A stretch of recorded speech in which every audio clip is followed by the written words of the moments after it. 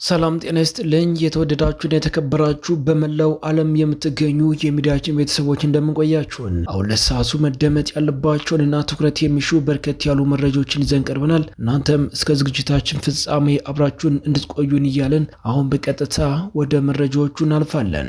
በቅድሚያም በምስራቅ ወለጋ ኪረም ወረዳ ባጃን ከተባለ ወታደራዊ ካምፕ ሌሊቱን የሻምበል መሪና የመድፍ ኦፕሬተር ካምፑን ጥለው መውጣታቸው ታውቋል። ወታደራዊ አዛዦቹ ካምፑን የለቀቁት በአካባቢው በንጹሃን ዜጎች ላይ የሚፈጸሙ ጥቃቶችን በመቃወምና ከበላይ አዛዦች የሚሰጡትን ትዕዛዝ አንቀበልም በማለት መሆናቸው ተገልጿል። በተመሳሳይ በሸዋ ደብረ ብርሃን ከተማ ከፍተኛ ውጥረት መንገሱ ታውቋል። በከተማዋ በአጼ ዘርዓ ያዕቆብና እቴጌ ጣይቱ ክፍለ ከተሞች በሚኒሻ አባላት መካከል እርስ በርስ በተቀሰቀሰ ተኩስ የሁለት ሚኒሻና የአንድ ፖሊስ አባል ላይ ጉዳት ደርሷል። ይህን ተከትሎ ሚኒሻዎች በከተማ ወጣቶችና የባጃጅ አሽከርካሪዎች ላይ መጠነ ሰፊ እስራት የጀመሩ ሲሆን መግቢያ በሮች ላይ ጥብቅ ፍተሻ እያደረጉ ነው። በፋኖ በኩል በወጣ መረጃ ደግሞ ሰርጎ የገቡ አባላቶቻቸው በሚኒሻና ፖሊስ ላይ እርምጃውን ወስደው ያለምንም ጉዳት ወደ ቀጠናቸው መመለሳቸውን አስታውቀዋል። በሌላ በኩል በደብረ ሊባኖስ ቀጠና በተለይም ብርስቴትና ውሻ ገደል በተባሉ አካባቢዎች ከባድ ውጊያ መደረጉ ተሰምቷል። ፋኖ ተቆጣጥሯቸው የነበሩትን እነዚህ ቦታዎችን መልሶ ለመያዝ የኦሮሚያ ሚኒሻ ኮማንዶና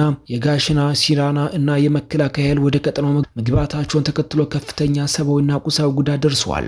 የጸጥታ ኃይሎች በርካታ የአካባቢው ነዋሪዎች የፋኖ ደጋፊ ናችሁ በሚል በማሰርና ወደ ፊቸና ወዳልታወቁ ቦታዎች እየወሰዱ መሆኑ ተነግሯል።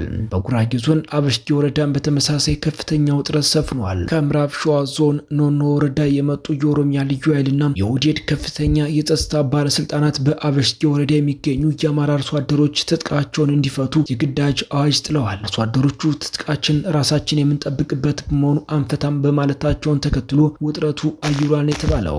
በሌላ በኩል ወደ አማራ ክልል ዋግምራ ዞን ስናልፍ ቢቢሲ ባወጣው ወቅታዊ ዘገባ በአበርገሌና በአግብጂ ወረዳዎች በህወሓት ታጣቂዎችና በአገው ዲሞክራሲ ንቅናቄ አዲያን ጥምረት በከባድ መሳሪያ የታገዘ ውጊያ ከተደረገ በኋላ አካባቢው ሙሉ በሙሉ በታጣቂዎች ቁጥጥር ስር መውደቃቸው ተረጋግጧል። በዚህ ግጭት ምክንያት ከ10 ሺህ በላይ ንጹሃን ዜጎች ተፈናቅለው ወደ ሰቆጣ ከተማ የገቡ ሲሆን ያለምንም የሰብአዊ እርዳታ በህንፃዎች በረንዳዎችና ዛፎች ስር ወድቀው ለልመና መጋለጣቸው ታውቋል።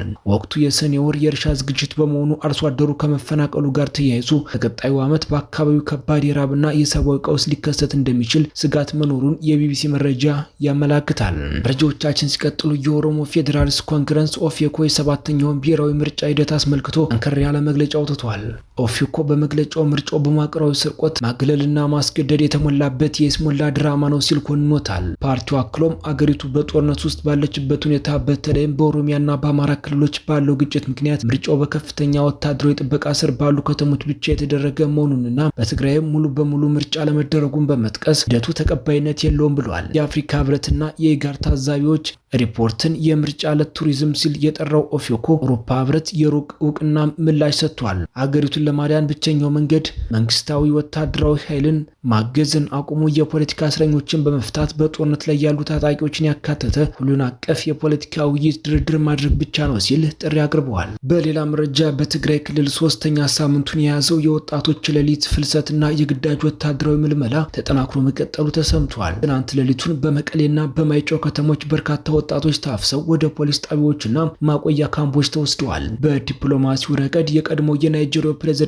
ኦሉሴጉን ኦባሳንጆ የሚመሩት የአፍሪካ ህብረት ልዑካን ቡድን ወደ መቀሌ ሊያቀና መሆኑ ተገልጿል። ነገር ግን ይህ ጉዞ በትግራይ ጊዜያዊ አስተዳደር በእናቶ ጌታቸው ረዳና ጄኔራል ጻድቃን ቡድን ዘንድ ደስታን አልፈጠረም። ስጋቱ ኦባሳንጆ በቀጥታ ከመቀሌው የህወሓት ሊቀመንበር ዶክተር ደብረጽዮን ጋር የሚወያዩ ከሆነ የፕሪቶሪያውን ስምምነት ተፈራራሚዎች የፖለቲካ የበላይነት የሚያሳጣና ደብረጽዮንን እንደ አዲስ የትግራይ ፖለቲካ ተደራዳሪ አድርጎ የሚያቀርብ በመሆኑ ነው ተብሏል። በሌላ ወታደራዊ መረጃ ህወሓት የገዛቸው ጸረ ድሮን መሳሪያዎች ከሽፈዋል የሚለው መረጃ መጋለጡን ተከትሎ ታጣቂው ስነልቦናዊ መላሸቅ እንዳይገጥመው በየግንባሩ አስቸኳይ የማስተባበያ ስብሰባዎች እንዲደረጉ ለወታደራዊ አዛዦች ትዕዛዝ ተላልፈዋል። በራያ ግንባር የደቡባዊ ግንባር ዋና አዛዥ ጄኔራል ዮሐንስ ወልደ ጊዮርጊስ ወይም በቅጽል ስሙ ጆን መዲድ ወደ አላማጣ ከተማ መግባቱ ታውቋል። ጄኔራሉ በማዛ ሆቴል ከክፍለ ጦርና ከኮር አዛዦች ጋር አስቸኳይ ስብሰባ የተቀመጠ ሲሆን ማይገደብ ወንዝ፣ አዲስ ቅኝና ቢሶበር የሚገኙ ከ300 በላይ የህወሓት ታጣቂዎችም ለሁለት ተከታታይ ቀናት ስብሰባ ላይ ናቸው።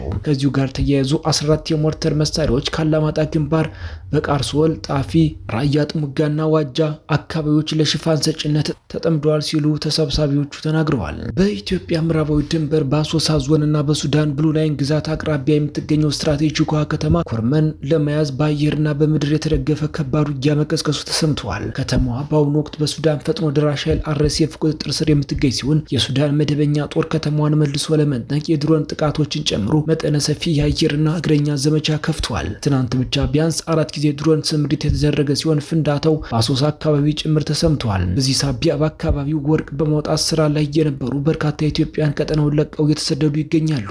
በስተመጨረሻም የኤርትራና የግብጽ የውጭ ጉዳይ ሚኒስትሮች ኡስማን ሳለና ዶክተር አብዲላቲ በካይሮ ባደረጉት ስብሰባ ሁለንተናዊ አዳዲስ ስምምነት ላይ ደርሰዋል። በፕሬዝዳንት ኢሳያስ አፈወርቂና በአልሲሲ ውይይት መነሻነት የቀጠለው ይህ ስምምነት በሁለቱ ሀገራት በትራንስፖርት፣ በባህር ትስስር እንዲሁም በአሰብ ምጽዋና ማርሳ ፋጢማ የወደብ ልማት ላይ በጋራ ለመስራት ተስማምተዋል። ግብጽ ለኤርትራ ሉዓላዊነት፣ ግዛታዊ አንድነት ያላትን ሙሉ ድጋፍ ያረጋገጠች ሲሆን ስምምነቱ በቀይ ባህር ደህንነት ዙሪያ ከኢትዮጵያና ከቀጠናው ሁኔታ ጋር በቀጥታ የሚገናኝ መሆኑ ተገልጿል። የተወደዳችሁና የተከበራችሁ በመላው ዓለም የምትገኙ የሚዲያችን ቤተሰቦች ለሰዓቱ ያዝናቸው መረጃዎች እነዚህን ይመስሉ ነበር። እናንተም እስከ ዝግጅታችን ፍጻሜ አብራችሁን ስለቆያችሁ ምስጋናችን ከልብ ነው። በሌላ አዳዲስና ወቅታዊ መረጃ እስከምንገናኝ በያላችሁበት ሁሉ ሰላሙን ተመኘን። ጤና ይስጥልን።